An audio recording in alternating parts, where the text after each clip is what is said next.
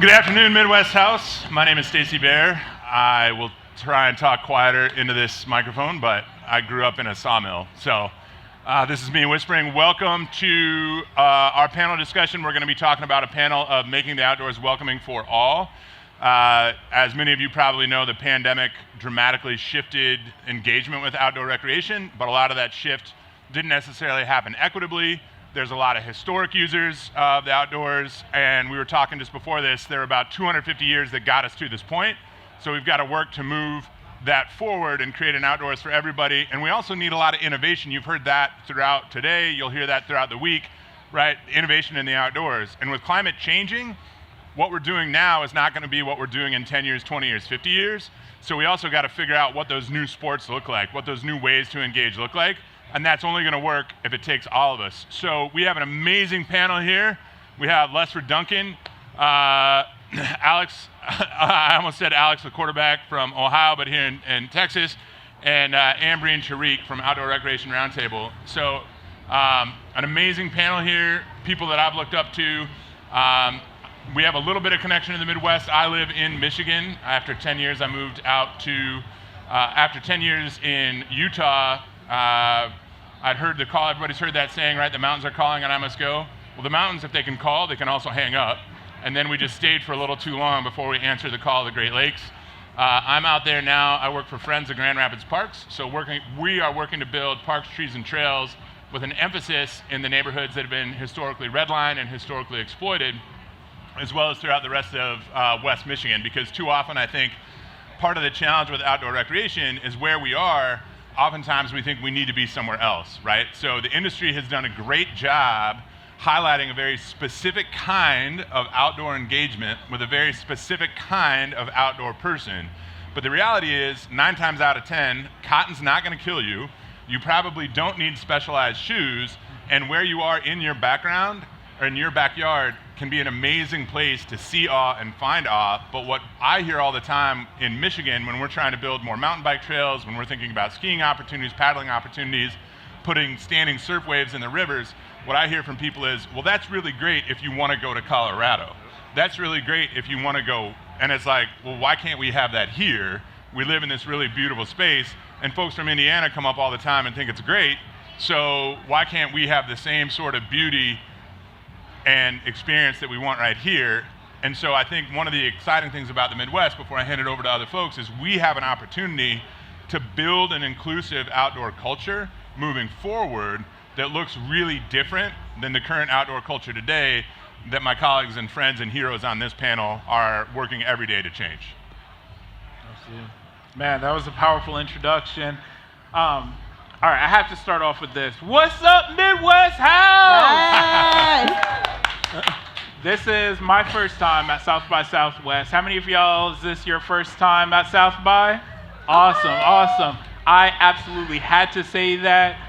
Being on this stage with a group of amazing friends and colleagues that have been doing this work at all levels, from a local level, directly connecting youth to transformative experiences in the outdoors, to a municipal level, working and advocating for policy change at the city level, to federal level. So this is going to be an awesome panel. We're looking forward to sharing a little bit of what we're doing, but we're also interested in hearing from you.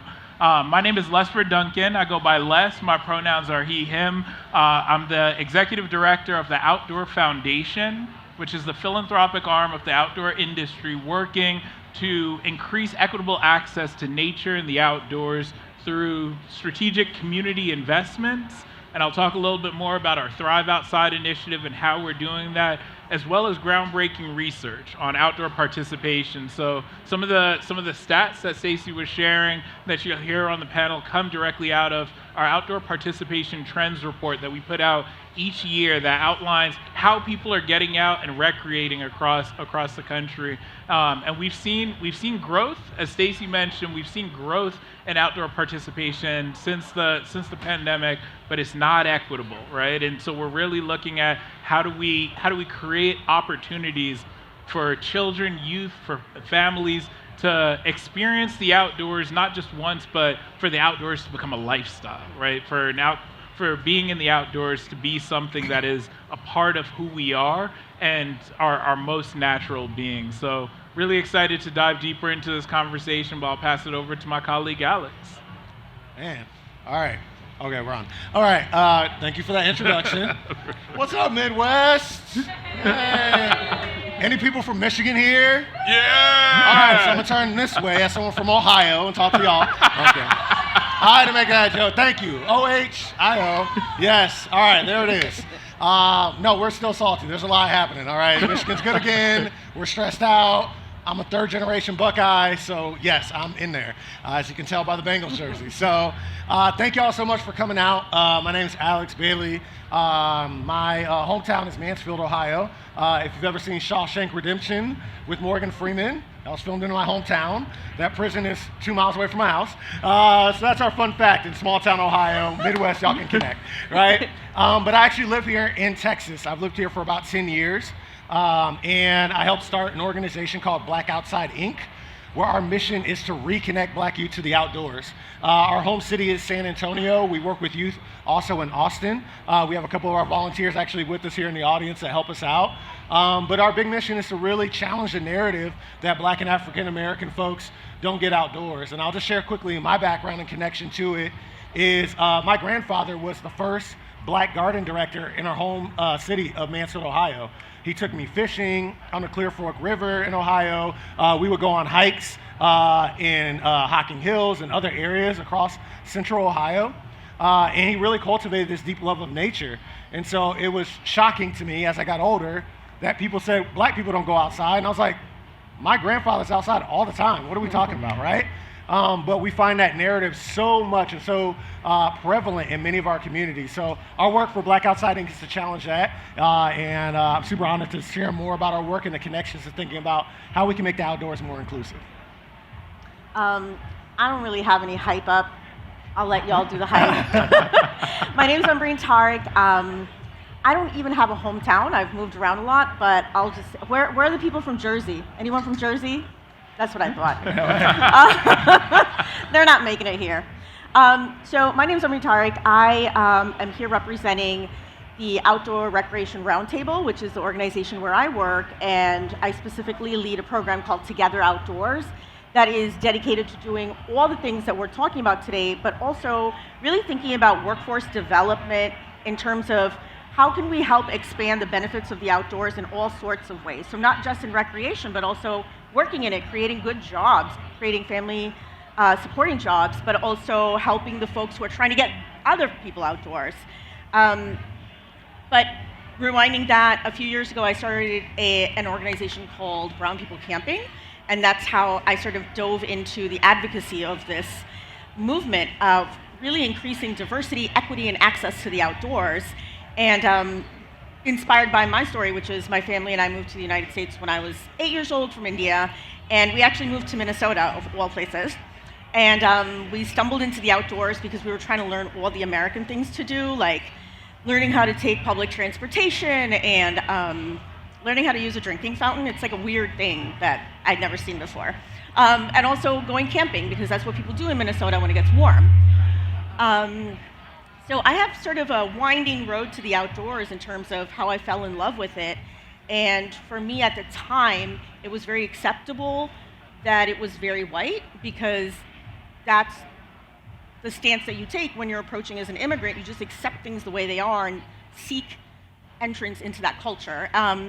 But as I grew up and became more empowered in this country through public education and all the other advocacy I got involved with, going back outdoors felt really startling, because every other part of my life is entrenched in diversity, right? Like the people that I work with and live next to and the food that I eat and the entertainment, literally everything. But you go outdoors and it's like I'm a child again.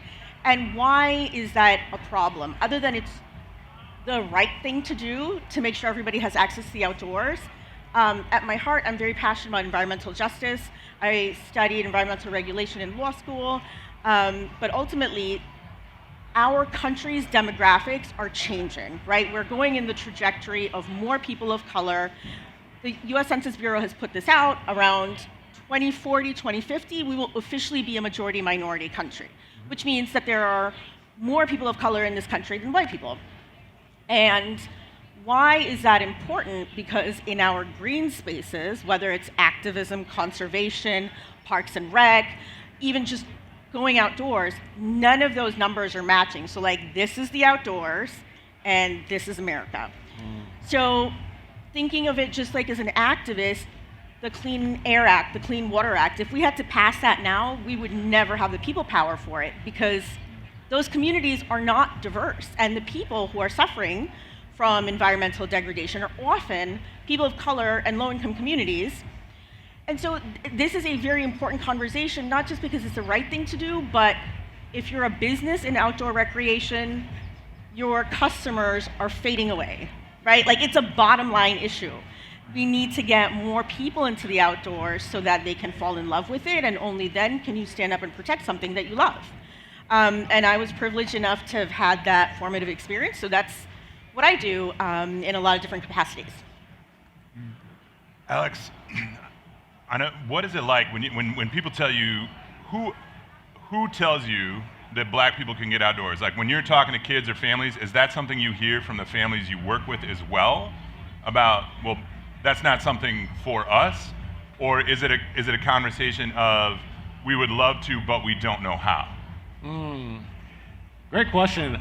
I think it's a combination of both within the community. And I think what's wild is a lot of times in our community, our stories haven't been told and our stories haven't been elevated.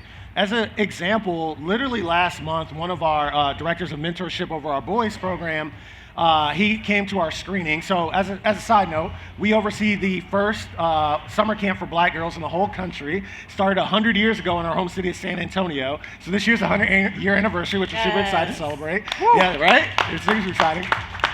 So it started in 1924. It's a really powerful story. If you want to know more about it, there's a documentary on it on BET called Founder Girls. It's really amazing. And so we were at a screening, and this is our director of mentorship. He's been going outdoors with us for 5-6 years. He brought his mom to the screening, and at the end, his mom has always been like, why are you going outside? Why are you doing this stuff? And he calls me the next day. He's like, you know, when we were riding home, I found out my mom went to summer camp. And I was like, what? He's like, Mom, why didn't you tell me this? She's like, yeah, I used to kayak. I used to do all these things. And he's like, but why didn't you share these stories?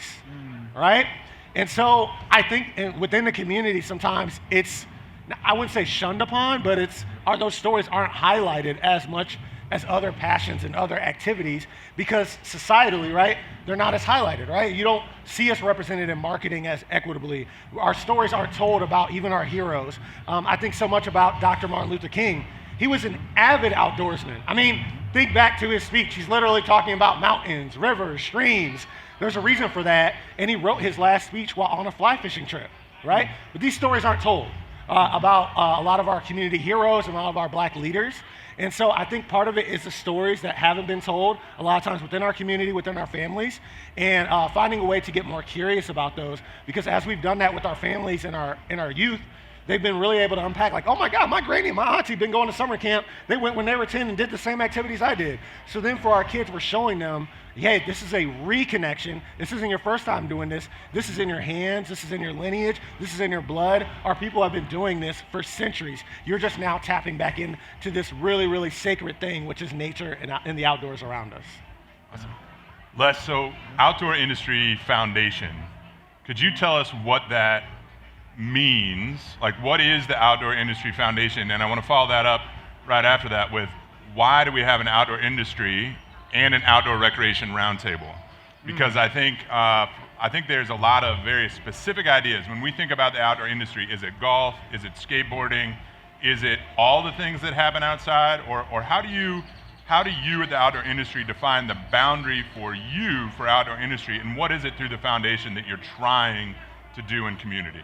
Oh, yeah, great question. I mean, the Outdoor Foundation exists because of the inequities that exist in the outdoors. The Outdoor Foundation exists to increase equitable access, representation in the outdoors. I mean, what Alex just said is, we've been out here, but systemically we've been kept away from the outdoors. And to unpack that a little bit more, right? And the reason why so many of us are often looked at as unicorns in the outdoors when we get out hiking or kayaking and mountaineering is because a lot of those opportunities have been strategically kept from us.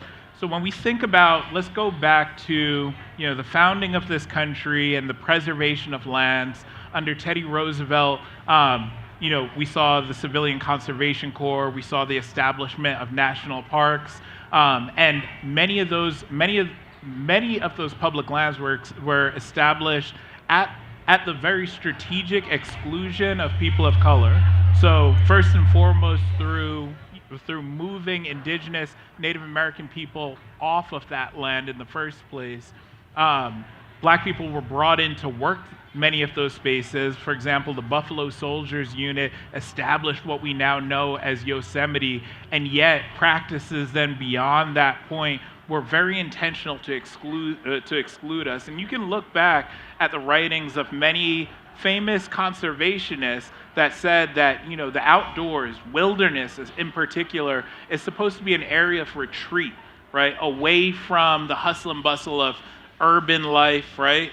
And that was code language for it is a sacred space for a certain set of people, right? Fast forward, right, we think about redlining and how that impacted communities, separating communities of color from white communities, allowing better amenities and better natural resources to be in predominantly white communities. And thus, in the community I lived in previously in San Diego, we have communities like La Jolla and Mission Bay and so forth that are predominantly white communities because of redlining, right? And then when you look at Southeast San Diego, we have kids and families and communities that live only 15 minutes away from the beach. But the program that I worked with at the time there, 95% of the kids that we worked with had never been to the beach, right? Because of all sorts of barriers, because of this constant stigma about who belongs out there, right? When you think about surfing, right, who do you imagine on that surfboard? When you think about snowboarding, who do you imagine on that snowboard? It's usually not people that look like us. And so we've seen changes, we've seen meaningful shifts because of the work of organizations like the Outdoor Foundation over the past 25 years and several other community-based organizations that are advocating for policy that is working systemically to change what outdoor culture looks like. So that's the reason why the Outdoor Foundation exists. Now to speak to outdoor industry, right? So we were having this conversation about how the outdoor industry is defined and how do we expand that. So outdoor industry, the way we define it in partnership with the outdoor industry is, the way we define it with our partners at the Outdoor Industry Association is human-powered sports, right? And that excludes a lot, right? So that's, the activities that you think of very traditionally, hiking, kayaking, snowboarding, and so forth. But people recreate in different ways, right? Some people in Georgia, where I live, folks take their boat out and they go fishing. That is also a part of the outdoor industry, right? There are other ways to recreate. Getting out to your local park, that is also getting outdoors. And so we're looking really expansively at how we talk about what is the outdoor industry, or as I like to call it, the outdoor ecosystem that represents not only outdoor brands, but also represents the community-based organizations across the country that feed into people connecting to nature for their health, for their well-being, for the health of the outdoor industry economy, and as Ambreen mentioned, also for the health of our environment. Because when people are connected to the outdoors, they care about it, they advocate for it, and they become environmental leaders. Yeah. So speaking about that breaking down of barriers, Ambreen Outdoor Recreation Roundtable, I think kind of exists to do that. And I'd also love for people to learn a little bit more. I mean, you didn't come to the outdoor industry in kind of I don't think none of us did on this panel, but you also didn't come in this specific, like, you worked at camp, you worked at Outward Bound, you worked for a marketing brand, and then you went to the outdoors. But in your entrance into this Outdoor Recreation Roundtable, which I think has broken down a lot of silos, how do we make sure that when we break those silos down, we don't just create a larger fenced-in community? Do you see what I'm saying? Like right now, you're this or you're that, you define yourself this way. Now we're all outdoors, but how do we make sure that we don't continue to wall ourselves off from others? And how did you break in? Yeah, that's an excellent question, because I feel like asking people how they got into their job, whatever their day job is also very revealing of their life journey. I think you were saying, Alex, I've lived like 3 lives. I have a lot of jobs, and I'm very proud of it. And I think it's just like immigrant hustling culture. Like, you only have one job? You really just do 9 to 5. That's it. I really like engaging in different parts of things that I'm passionate about. So for me, about 15 years I spent in the federal government. Most of it was at the Department of Labor. And so I have a very interesting background in labor and economics and understanding what working class people deal with on a daily basis and how companies and corporate structures are set up to really undermine what working class people need, right? And so I'm very passionate about worker rights, and I'm able to look at whatever space I'm in and understanding business structures and what can incentivize a company who is meant to make money. How do we incentivize them based on how they're structured to do good things, right? There's a company and then there's human beings, and we want this to be existing in the middle of doing things in a way that is sustainable. So the reason industries are so important is because legally, like, we have regulations that regulate businesses within sectors, but also they are very politically powerful, right? Like, you come together and you form a family and you lobby for yourselves. The reason that's important for our industry is because our businesses have a direct relationship with natural resources. So I was fairly new to this because I don't come from a hunting background, but for me to learn about how people with hunting permits, when they purchase them, those dollars go directly to helping sustain public lands and the actual subject of what they love doing and being outdoors. People are directly related to being conservationists in wanting to get outdoors and hunt, right? So like, there's a direct relationship in trying to maintain your passion. And so for us to come together as an industry is really looking at how do we break down cultural silos. So because I like to go hiking and I like to go backpacking, I actually do have a lot in common with folks who are out hunting.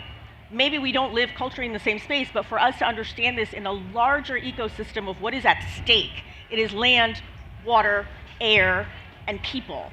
And for Outdoor Recreation Roundtable, that's really the point of our organization, which is to represent outdoor recreation groups. So like the National Marine Manufacturers, the RV Association, hunters, fishers, equestrian, scuba diving, all of this is in the natural space. And for us to come together and form a family is understanding that what impacts me impacts you.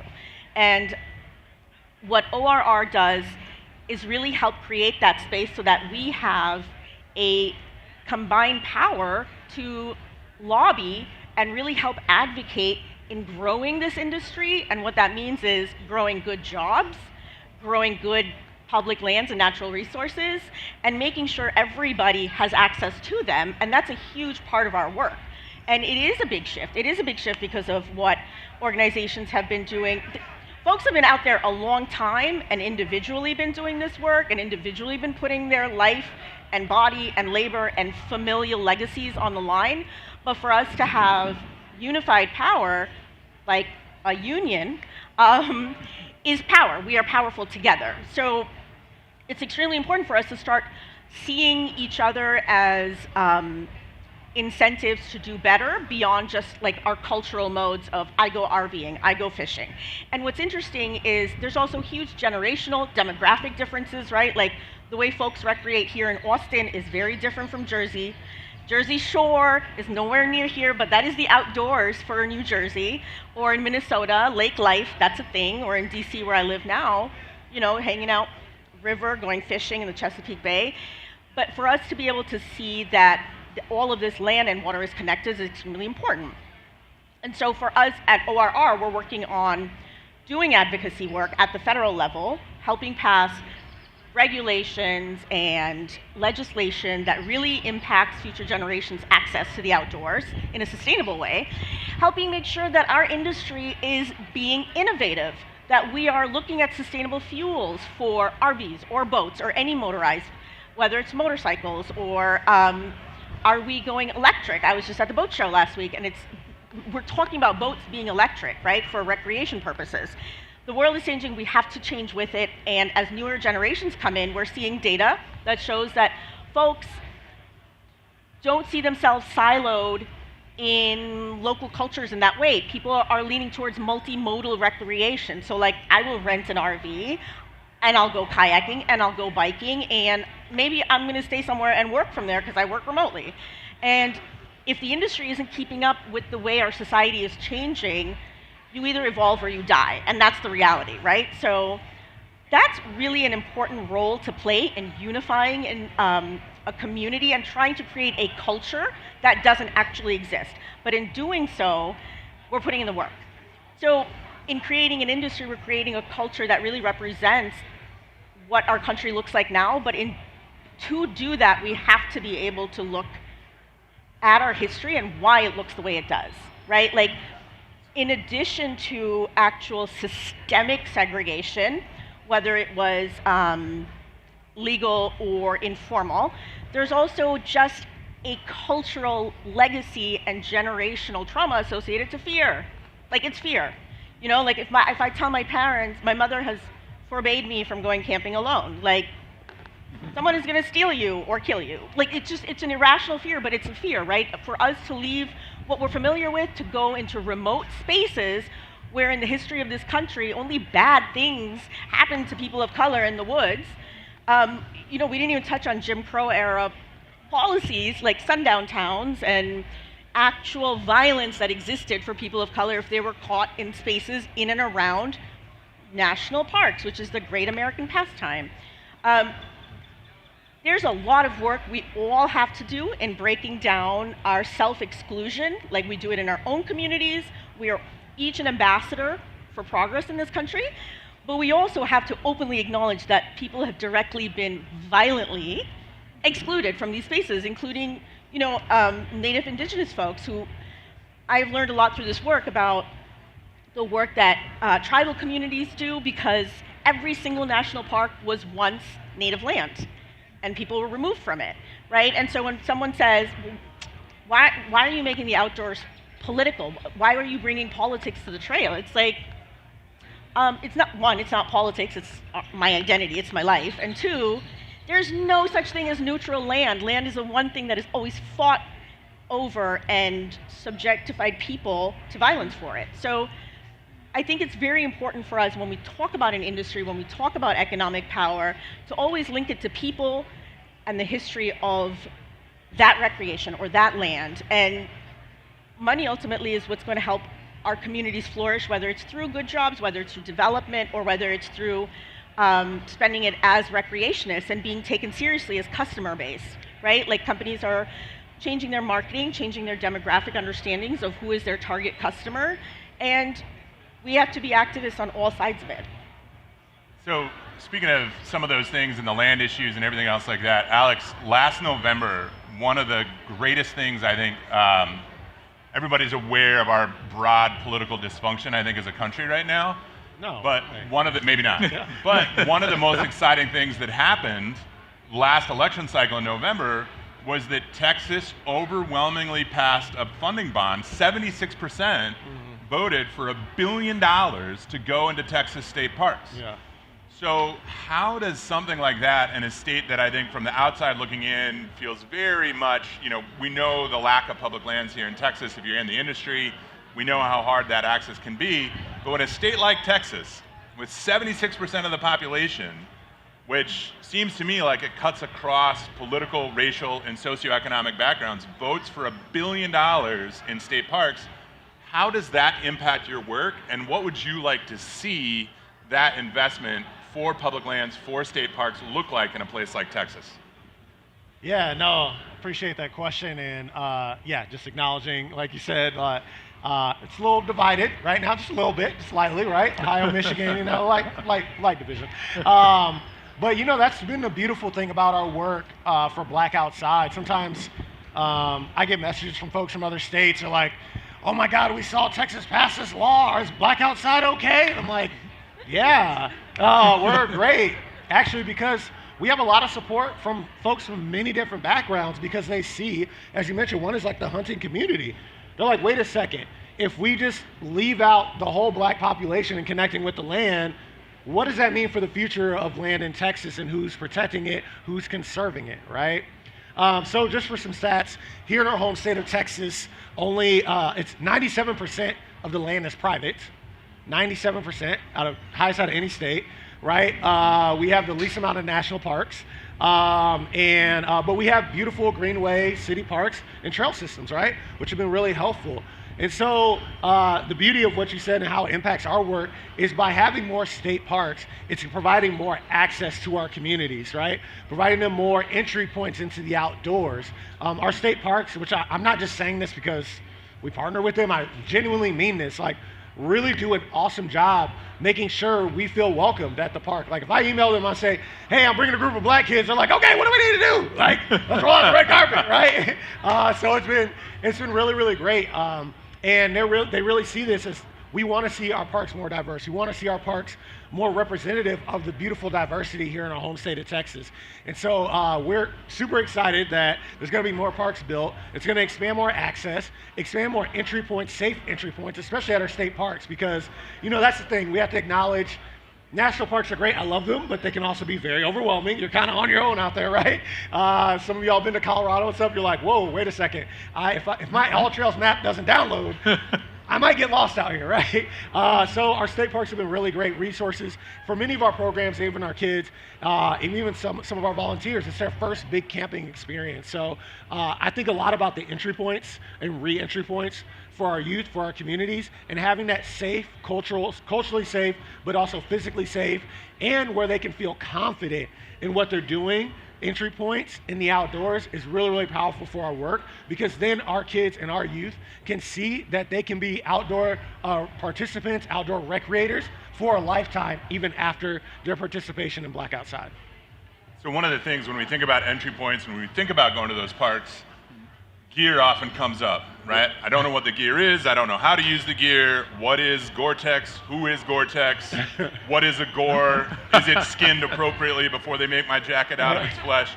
So one of the things in the Outdoor Industry Foundation, you all have been working really hard to create opportunities. Can you talk a little bit about the Thrive Outside program and a little bit about what's happening? Like, if I don't have the gear, even if there's an access point, how do I go outside to make sure I'm going to stay safe, warm, and dry? And how are you helping to bridge that gap? Absolutely, yeah. So just to give a little bit of context on Thrive Outside. So Thrive Outside is our primary grant-making mechanism and our way of making strategic community investments to increase equitable access to the outdoors. And so what does that mean? In 13 communities across the country, including 5 communities in the Midwest, including Grand Rapids, Michigan, Chicago, Detroit, Twin Cities, and Oklahoma City. I'm so glad I remembered those because... Wait, is Oklahoma part of the Midwest? Yeah, I had no idea. No. They're not part of the big thing, man. All right, so 4 of which are formerly are a part of the Midwest.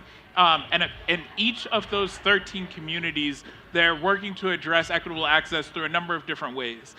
Some are doing it through innovative partnerships with school districts, with healthcare centers. Our Thrive Outside DC community is working closely with social service agencies and with kids in the juvenile justice system. And they're crossing over into other sectors to really look at how do we incorporate outdoor recreation into all aspects, all elements of life. Another way that our communities are working to address barriers to accessing the outdoors through gear.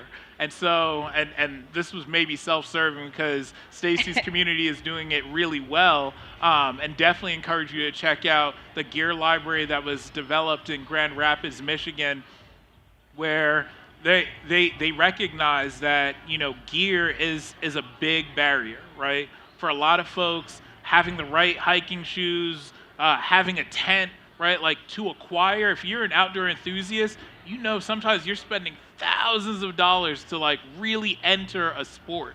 And so they're trying to break down those barriers by making a lot of that gear free and openly accessible to the community. Similarly, in San Diego, Thrive Outside San Diego developed a gear program where they're working with 13 different community-based organizations in partnership with a phenomenal organization called the Outdoor Empowered Network.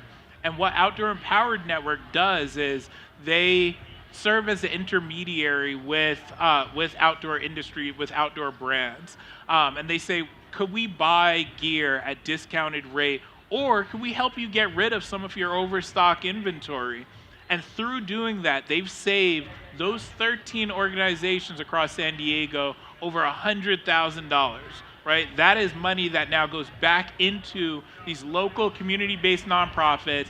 That's funding that goes back into supporting direct programming on the ground, and it's really cool and transformative.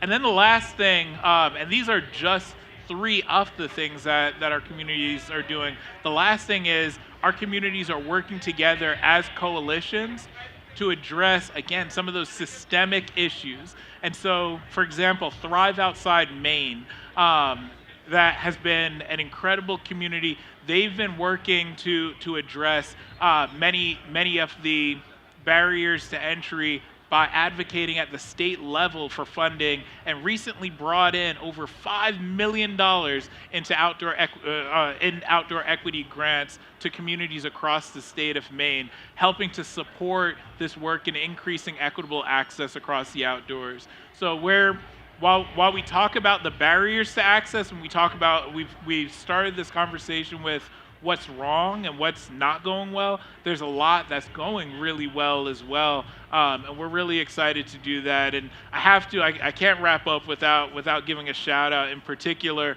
to one of our phenomenal partners that also made this event possible, which is Carhartt, and they've been investing consistently not only in Detroit in their backyard, but to support the Thrive Outside initiative across the country. Yeah, and I think it's one of the things that we're seeing too is there's a lot of brands who maybe haven't seen themselves as outdoors that now do, right? And like, as somebody who's spent a lot of time in Whitewater, every guide you get your Carhartts, right? And you never want to show up to the river with brand new Carhartts. So you're like I'm just going to drive over these to make sure it looks like they're old. So we've got about 10 minutes left before we open it up to some audience questions and participation. What I would love for you all to do, and keep in mind, no run-ons or no semicolons with what I'm about to ask. I'd like 3 sentences, starting with Ambreen coming down. What are you hopeful for? How can people get involved? And what do you love about Texas? Or the Midwest, either one. What are you hopeful for? How can people get involved? What do you love about Texas? So what I am hopeful for, and I have identified as a troublemaker since I was a child. So I think being an activist and being an advocate, you have to be an optimist. I am not going to work for change if I don't believe that it's going to happen. So I am very hopeful. I feel like the internet and social media has democratized information and organizing in such a way that we are able to create community and connect with human beings and really help each other develop empathy that is essential to changing culture. Getting to know each other, understanding each other's struggles, and really being able to relate in ways that we never would have been able to had we not been able to be vulnerable with our own microphones across the country. I'm hopeful for the fact that people are able to see that innovation and disruption leads to brilliance. And the outdoor industry is such a perfect example of that, because oftentimes the challenges that we're taking on have no solution. Like, how do we convince people that we haven't even talked about ability issues, like access, right? Like, there's so much ableism in the world, but when you think about the things people enjoy doing with their physical abilities, there are people who are brilliant in creating ways for others to access the outdoors that is very disruptive and mind-blowing. I'm super hopeful for the creativity and passion and just the growth of allyship in this community that is coming forward by understanding and respecting each other's authenticity. Second question was, how can people get involved in your work? So there's a lot of ways. Like, one, I like to always say that everybody's an ally for somebody else, right? And so one, I think, is simply to understand the history of different communities in this country and look up our organizations, obviously, but also just find a community where you can nurture your love for the outdoors so that you can start to understand, this is what I'm passionate about, this is how I can stand up and protect it. And also, I like to, on social media, really learn about different organizations. Like the fact that your organization has a 100-year legacy in a space where we are struggling for diversity, right? Stories exist, legacies exist, to be able to celebrate those that have charted this path, and learning to find new roles for ourselves in these journeys is extremely important. What do I love about Texas? Or the Midwest. So They're first boots. of all, I got these boots last night. My favorite boots are from New Mexico. I really love New Mexico. I love the Southwest. I do love the food here. It is fantastic. I spent a lot of time in my life in California, and we believe we have the best Mexican food. So I'm struggling here, but I am from Minnesota, and the Midwest is just a really great place to grow up. So, yeah, spice. I love the spice in Texas. You need the questions again, Alex? Or are you good? No, I think I'm good. All right. Great answer. Except for the California food thing. Just do not bring that up. We got the best tacos. We got the best tacos. I'm sorry. Yeah, there's kind of a rivalry there. Texas, know, California. it's like Yeah, cricket. just letting you know. My hope for our youth, for our community, is belonging, right? Yes. I want our youth 20, 30 years from now to see themselves as part of the outdoors. I want them to see their music, their culture, their Crocs, their Jordans, their North Face shoes as a part of outdoor culture.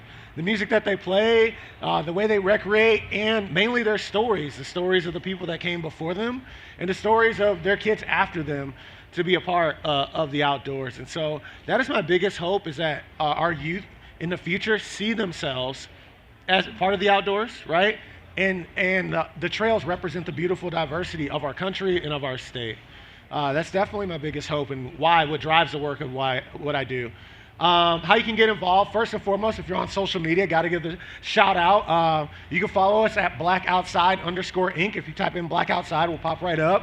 We have really fun pictures of our kids recreating, funny videos, a lot of really cool stuff that we do. And it really does go a long way that our kids do see like so many people in the outdoor industry supporting them and celebrating them. And so trust me, I get texts from kids. They're like, "Are you going to post our picture on the page, right? From this camping trip?" So it means a lot. Like a small support goes a long way. And I would definitely encourage you in your home state, especially in Michigan, there's Detroit Outdoors. There's a lot of really cool organizations in the Midwest. Just Googling like BIPOC or Black-led or people of color-led organizations, you'll be surprised how many grassroots local organizations exist. So that would definitely be my encouragement. Also, I'm executive director, so I have to do my spiel. We are a nonprofit, so if you are feeling moved to donate, definitely feel free to do that. But no, seriously, we, for Black Outside, we believe there should be zero barriers to any youth experience in the outdoors. Our summer camp, for example, is on a sliding scale, meaning families pay as much as they're able to. We commit to covering the rest. When our youth go outdoors, we have a whole gear library. We cover everything from their hiking boots. This year, we just got an order of outdoor do-rags for our boys, right? Yeah, like we do the whole thing and make sure that they feel comfortable, safe when they recreate in the outdoors. And also, they can just wear their Crocs and Jordans if they want to. Now, the Jordans, I tell them, I'm like, okay, if they get dirty, do not blame me. That's on you, right? But no, seriously. So every donation goes a long way to support our work. So definitely if you feel moved, or you or your business or corporation that you know will want to support our work, we would greatly appreciate that. And lastly, what I love about Midwest and Texas. So first, the Midwest, I love Joe Burrow. Go Bengals. Who dey? I just got to throw that out there, right? We're coming back for the Super Bowl this year. I hope. All right, us versus the Lions. How about that? All right. But no, seriously, I would agree. The Midwest, Ohio is a sacred place, a home for me. I lived in Michigan for 7 years, actually. So I'll just leave that there. As an Ohio State fan, it was a lot, but I lived in Michigan. I actually loved it. I lived in Battle Creek for 7 years. So Midwest is so sacred in the familial aspect, and similarly, Texas reminds me of that with just the family environment that we feel here, and even getting outdoors and just this welcoming spirit that our youth, our volunteers, and our families experience when they get outdoors. And the food's great here, too. So. And then Les, I'll keep bring us mine. home. I'll keep mine short. I would say what I look forward to the most is similar to what Alex said. Just joy in the outdoors. When we get outdoors, let's build community out there. Let's post about it. Let's brag about it. I've been to Mount Everest. I've been to Kilimanjaro. And I brag about that because I want others. You couldn't make it to Michigan. But I couldn't. Couldn't make it to but Michigan. I couldn't make it to Michigan. I brag about it because I want others to see that and to say that I could be there too, right? So especially for people of color in this group, like let's think about how we're increasing that representation and building that community in the outdoors. Would be what I look forward to the most. How can you support the Outdoor Foundation as a philanthropic entity, a nonprofit? You're welcome to donate and to share there. But also we're on a trajectory over the next 3 years to expand to 12 new communities, right? We're working to build a movement across the country. And so if you live in a community that you think could really benefit from a Thrive Outside network or a network of organizations that are working to expand what we're talking about here, please come up and I'd be happy to chat about that as we're thinking about that over the next 3 years. So that's an immediate way to get involved. And then what do I love about Texas? I'm going to be a sap a little bit. My girlfriend's parents live here in Texas, and so I love them. They're awesome. All right. Good answer. I think it's one of the things too. The reason I asked, like, what do you love about it? And I appreciate that you said brag about it, because I think I grew up in South Dakota. I lived out west for a long time. I moved back to the Midwest.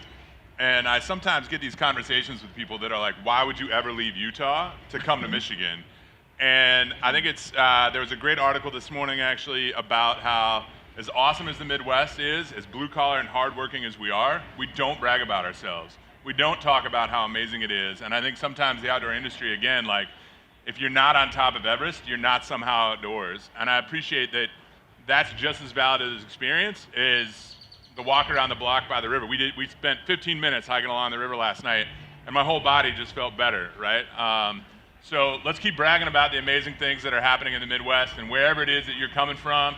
I do know it after my joke about Oklahoma, somebody's here wearing a Tulsa shirt. They also have the best kicks in the house. So if you're bringing those kicks, you can be part of the Midwest, because those are amazing. But I think we have time. Do we have time for a couple questions? If anybody has a question, it says 0 there, but we started a couple minutes late. And they could wrestle us if they wanted to. So, but real quickly, do we have any other questions? Does anybody want to throw a question out? Can't tell if we're South or Midwest, so I toggle between both. So outside of my current work that I do, which is recruiting remote workers to come live in Tulsa, I also have a business called D'Ambiance Experience that's really centered around creating new adventures for people to connect in more adventurous settings. A lot of them might be outdoors, on the water, things like that. And you really made a good point about safety in certain places. And so when I'm talking to people about experiences, the first thing that they say is like, is that okay? Like, am I going to be safe out there? And depending if it's something new, that's something I think about as well. So how do you guys go about combating that or making sure that the places that you choose to take people to are safe and kind of can help with that security? Well, the safety question, in addition to answering it, is such an important thing to talk about. I feel like people are ashamed to say, I am afraid. And when I talk about these issues, especially with companies, I talk about what I call a privilege checklist. So like when I'm going outdoors, if I'm going camping or hiking, I have a whole list of things I do as a woman, which I do on a daily basis. Like, where do I park my car in a garage? When do I walk my dog? Am I gonna wear my headphones when I'm walking home after sunset? Like literally everything we do throughout our day is based on not dying, like not being attacked. And when you go outdoors, when your tent or your RV doesn't have a padlock, like that's how I feel safe in my apartment. I put 3 locks on. It is extremely important to acknowledge people's vulnerabilities and how they assess risk and joy. And to not do that builds gatekeeping culture, builds this culture of bros who don't really have to think about what self-protection am I going to carry when I go in the woods. I belong to this group about, I'm really curious about women's stories in the outdoors, and there's a group of women who it's a closed community and they carry in the outdoors. And this is a hugely important issue about how do we stay safe. And I was on a panel about, I'm a huge evangelist for the digital era, and there's always like this old school culture of tech is ruining nature. There's this selfie generation. You know, the more you strip down, the less tech you are, the more close you are to land. And for me, it's like there has never been a single day where we have been safer and more welcome in the outdoors because of tech, because I can download my map, because I have, like, I will never go hiking or camping or anywhere without my cell phone. Like, that is glued to me, because how else do I feel safe? How else can I think about calling for help? How else do I track where I am or tell people where I am or what's happening to me? I think talking about what makes people feel scared starts to unravel a lot of that historic trauma, right? Like, why do I feel fear? It's because I have physical ability issues. It's because I feel extremely vulnerable here. It's because there's no lock, there's no protection. I don't have the experience to help myself if I fall down, if I get lost. You know, like, so that's often the first question I like to explore when I am bringing people outdoors who are less experienced or just differently experienced. Like, let's talk about what we're afraid of, because that is extremely important for people to feel like empowering themselves to go back out and explore. And the desire and the confidence to adventure is a huge privilege. It has to be really sharpened as a tool. People take that for granted. Oftentimes it comes because you come from a family or a culture or community that has done this forever and you have a proximity to that confidence. But how do you build it if you've never had that, right? So I applaud you for doing that, and it's so, so important, because we need to be able to create spaces where we feel safe and we're open about the fact that we don't feel safe, but we're going to take that risk together. Yeah, thanks for creating a safe space for us to have this conversation. We're getting the cut it out, the full house joy in the back for those of you born of a certain age. But we will be around. Everybody here works for a nonprofit, so feel free to buy us a drink as well. You can write it off on your taxes, I think. But we appreciate everybody coming out. Appreciate the Midwest House for having us. And yeah, I hope you have a fantastic South by. Thank you.